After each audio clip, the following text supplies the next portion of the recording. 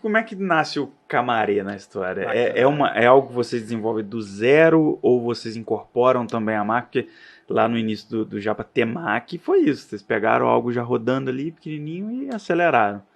Cara, o Camarim é uma história muito legal, porque é uma história que de uma dor nasce uma solução, né? Sempre, né? Sempre, exatamente.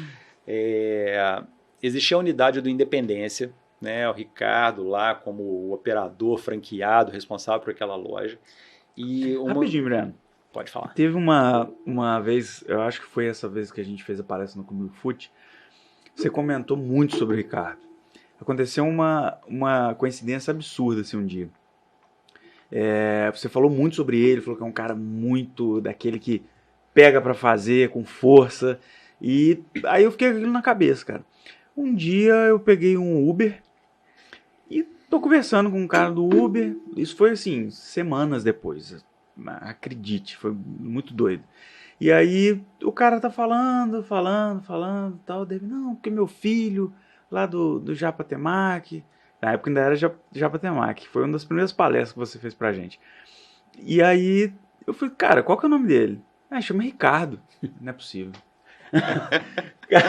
Aí eu contei pra ele a história que eu te conheço, e aí você deu uma palestra pra gente que você elogiou absurdamente o Ricardo e tal. Olha Que loucura, como doideira, é que as cara. coisas se juntam, né? Juiz de Sensacional fora, mesmo. sendo juiz de fora e ao mesmo tempo conectando alguns pontos. E na hora que você falou dele de novo, eu lembrei e tive que contar, senão Bacana eu ia demais. esquecer.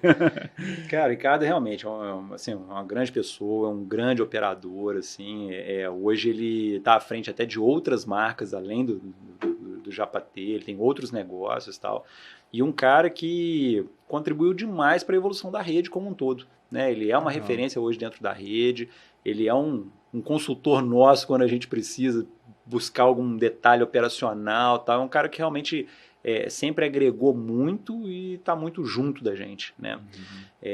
Mas também passou muita dificuldade, principalmente na pandemia, né? A loja do Ricardo até então ela não tinha delivery. O delivery ele era centralizado numa loja para Juiz de Fora toda. E também não era simples simplesmente distribuir naquele momento, porque toda a estrutura da loja era planejada para o que ela fazia. Então não dava simplesmente para compartilhar aquilo naquele momento. E aí o Ricardo procura a gente e fala, pô, eu preciso fazer alguma coisa, né? O Ricardo também tem um contato muito próximo com a GPME e a ideia inicial vem deles, da GPME, né? Ele falou o seguinte, pô, vamos colocar uma outra cozinha aí dentro, né?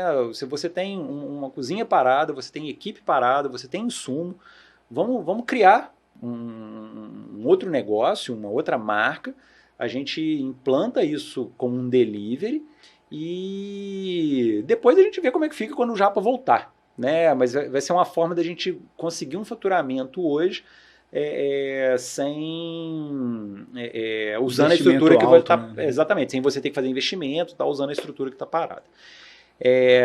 E o que vai ser? Pô, por que a gente não trabalha com camarão? Né? Já é um insumo que a gente tem hoje Fornecedor é o mesmo, né? no nosso hall ali de insumos, tal. A manipulação, você e sua equipe já dominam, tal.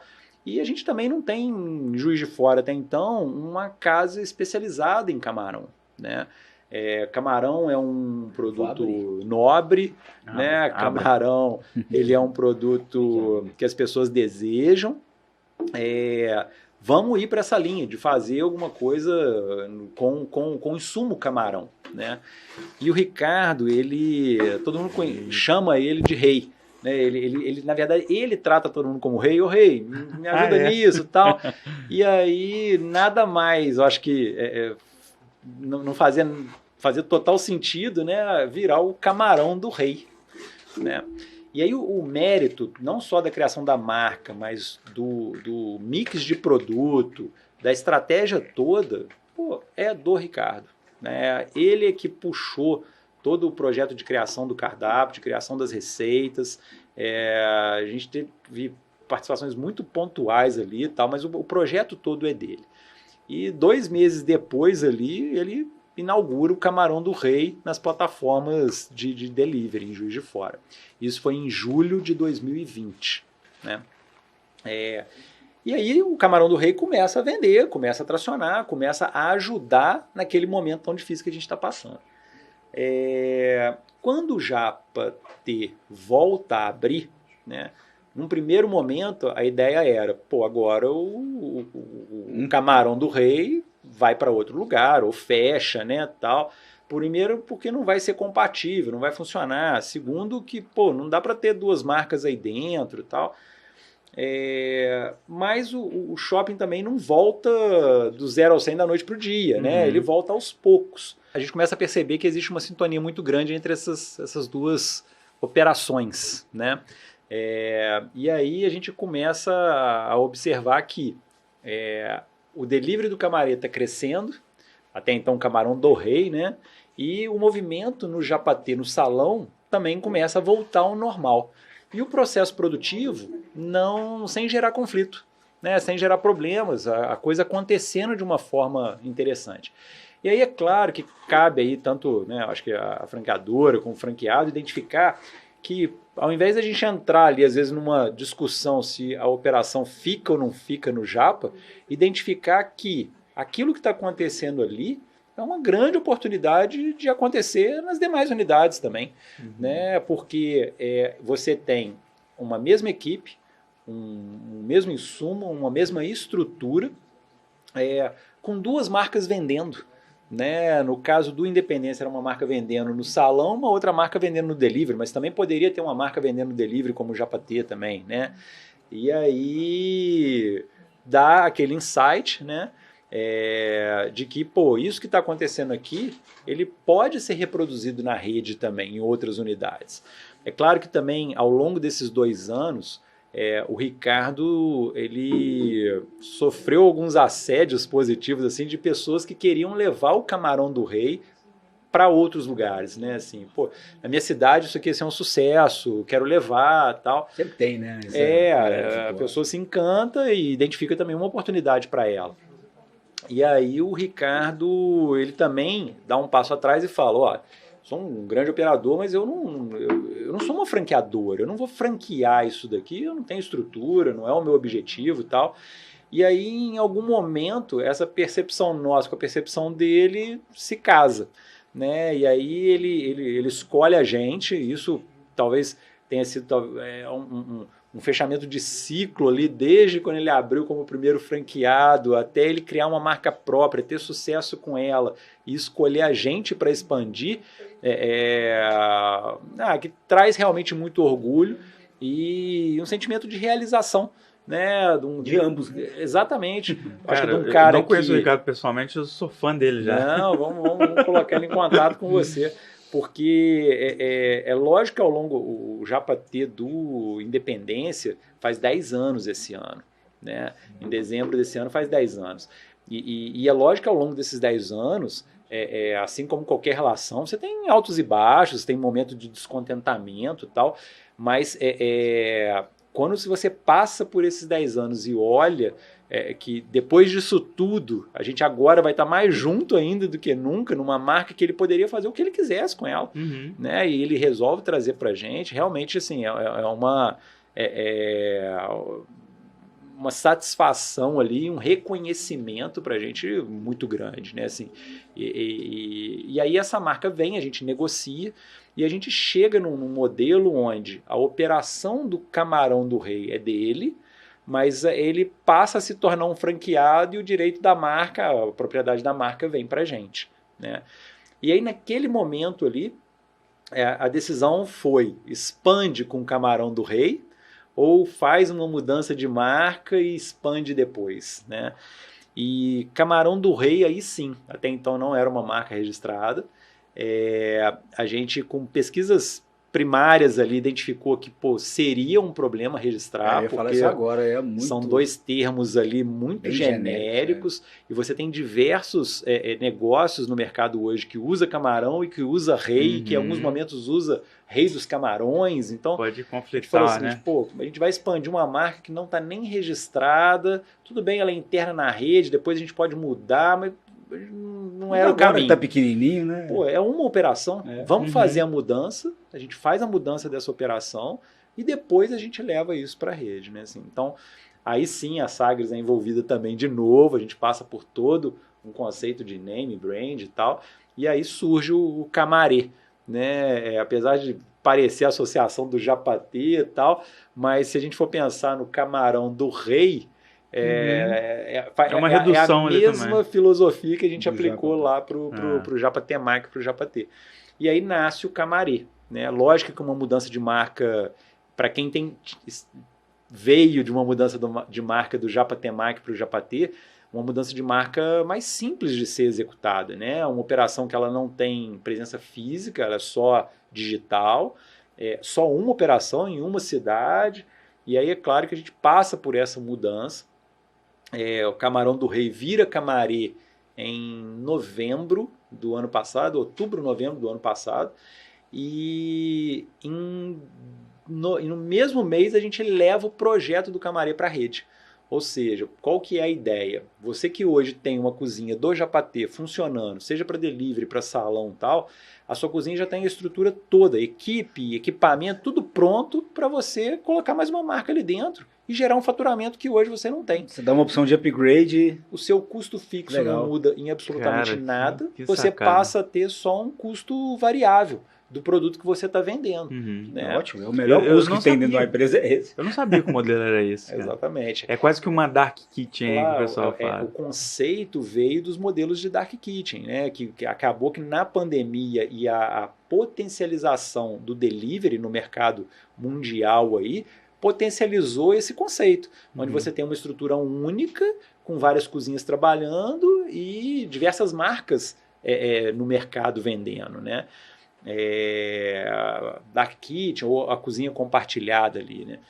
Então, quando a gente leva esse projeto para a rede, apesar de a gente ainda, né, estar vindo de um momento ali ainda de algumas dificuldades financeiras oriundas da pandemia ainda, todo mundo comprou a ideia, né? Falou assim, porque realmente eu preciso investir, porque é uma franquia, eu tenho uma taxa de franquia. A embalagem que a gente se propôs a fazer, isso foi uma mudança que a gente desenvolveu junto com o Ricardo também, é essa embalagem selada, né, onde você trabalha com produto. O Camaré tem um produto que muitas vezes ele tem muito molho, muito líquido, então a gente precisava de uma solução também para trazer mais profissionalismo aí e melhorar a experiência do cliente. Então o investimento, além de passar por uma taxa de franquia, passou por um equipamento que sela a embalagem na hora ali. Você põe o produto na embalagem, ele sela e aí ele está passível de ser despachado, enviado para o cliente. Quando a gente leva esse projeto para a rede, são 20 unidades, das 20, se eu não me engano, 15 ou 12 operam delivery, e dessas 12, 8 optaram já imediato de implantar o Camaré. Então, o Camaré, ele surge em outubro, novembro, em dezembro, janeiro, a gente inaugura 8 operações. Né? Então, uma rede que hoje, somando o Japatê com o Camaré, são 20 operações do Japatê, mas além delas, tem 8 operações do Camaré que funcionam dentro das cozinhas do Japatê. Né? Estamos em implantação em Petrópolis, então agora em abril, a gente fecha o mês ali com 9 operações do Camaré. Que tipo de cozinha, cara, Breno, precisa ter? Tem que ser uma cozinha que já tem uma tradição da comida japonesa, ou uma cozinha, sei lá, de um restaurante comum, bacana, ou de algum outro tipo de franquia que não seja desse, sei lá, o cara tem um Outback, ele atende? Sua pergunta é muito bacana, porque nessa filosofia de se preocupar com quem está comprando uma franquia, a gente tem um cuidado de vender uma coisa que foi testada. Né? Não dá para vender um PowerPoint. A gente consegue montar um negócio no PowerPoint e vender aquilo ali. Mas aquilo foi testado, aquilo foi feito na prática e tal. Então, a gente só levou o Camaré para a rede porque ele tinha 2 anos de funcionamento dentro de uma unidade do Japatê. Né? Uma unidade onde a cozinha ela é bem pequena, porque foi priorizado o salão dentro de um shopping e tal. Então, a gente teve muita segurança de levar. O que hoje demanda numa cozinha para o Camaré? Né? Assim, é uma cozinha, claro, industrial, no padrão que o Japa trabalha hoje, mas a gente tem hoje fogão, fritadeira, uma exaustão, né? E os equipamentos de cocção ali, mas não tem equipamentos específicos, né? E aí a proposta inicial do projeto de expansão do Camaré vamos focar em expandir o Camaré dentro da rede do Japatê e vamos perceber como que os mercados se comportam. A gente está fechando o 3º mês agora, em março, né, o mês completo, então a gente teve janeiro, fevereiro e março. Já estamos analisando os números, mês a mês a gente veio analisando. O ponto de equilíbrio dele é muito baixo, porque como ele não tem custo fixo, né, o ponto de equilíbrio dele é o variável. E a margem você tem ali, o de padrão que a gente tem na rede hoje. Então é muito rápido, você vendendo muito pouco, você já está no positivo. Você já está no positivo. Né? Eu te fiz essa pergunta porque eu tenho amigos no Rio que têm franquias de restaurantes que eles finalizam os pratos. Né? E aí eu estou te perguntando exatamente por isso, porque às vezes eu sugiro. Mas eu ia chegar nisso aqui exatamente agora. Assim, agora, com as 8 unidades operando, e a gente viu que os mercados receberam bem, o processo produtivo funciona. Da mesma forma que a gente pensou fora da caixa lá atrás, identificou que ao invés de, vamos brigar com o Ricardo para tirar o camarão do rei daqui, ao invés disso, vamos levar isso para a rede, todo mundo sai ganhando com isso, né? Hoje a gente já percebe que o Camaré ele pode funcionar não só dentro de um Japatê, mas uma cidade que não tem um Japatê, mas tem uma cozinha, uma marca de japonês diferente da nossa, ela pode ter o Camaré. Né? Da mesma forma, com investimento muito baixo, sem adicionar custo fixo, só adicionando custo variável. E aí isso amplia esse mapa de expansão de uma forma absurda, né? Com um custo de investimento muito baixo. Então, já está dentro do nosso projeto, na nossa estratégia comercial, né? O Camaré não pode estar limitado à rede do Japatê. E aí, para isso, o próximo passo são buscar operações que a gente sinta que, claro, tem qualidade, sejam bem sucedidas no seu negócio, tenham ali um posicionamento de mercado interessante, para a gente implantar o Camaré em restaurantes que não necessariamente sejam Japatê. Num primeiro momento, culinária japonesa, que é onde a gente viu que isso funciona, mas nada impede de levar isso para outras cozinhas e para outros negócios. E aí, realmente, a capilaridade de expansão, ela se torna... Cara, que baita sacada. Vou ter que pedir uma visita deles aqui em Juiz de Fora para levar eles para conhecer o Camaré. Nossa, muito bom. Para mim era algo totalmente separado, uma outra cozinha, uma outra operação. Funciona tudo ali dentro. Nossa. Tudo ali dentro. É um upsell ali tanto para vocês como franqueadora, né? Óbvio, a gente tem que ver isso, quanto para o próprio local ali, que já tem uma cozinha e está simplesmente agregando uma nova fonte de receita da pandemia, ali. Né? Demais, isso muito. É engraçado. Se não tem pandemia, a gente não pensa... E a gente começou falando disso, né? Assim, um projeto que nasceu na dor, né? Assim, e a dor num momento talvez mais difícil aí da história aí, né? Assim, então, realmente, uma sacada, um pensamento fora da caixa no momento certo para a coisa acontecer. Eu tenho lido muito sobre essas coisas, tudo, inclusive um livro que eu estou lendo chama O Obstáculo é o Caminho. Porque é isso, cara. Às vezes no pior momento a gente chega numa solução que no momento da zona de conforto ali, rodando aquela velocidade cruzeiro ali, não teria, né, essa sacada, essa saída.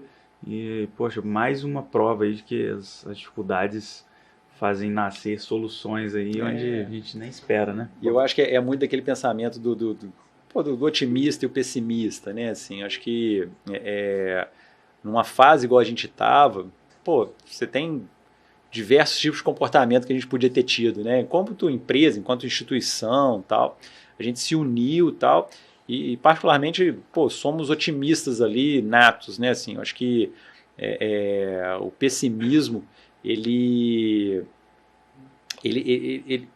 pra gente, ele não se encaixa dentro da nossa filosofia, dentro da nossa cultura. Né? Pessimista é reclamão, né? Reclamão te deixa no mesmo lugar, né? Exatamente. Você não pensa. O pessimismo, ele é quase como uma profecia autorrealizável, né? Porque a partir do momento que você acredita que não vai dar certo, você se sabota nas atitudes que você deveria ter.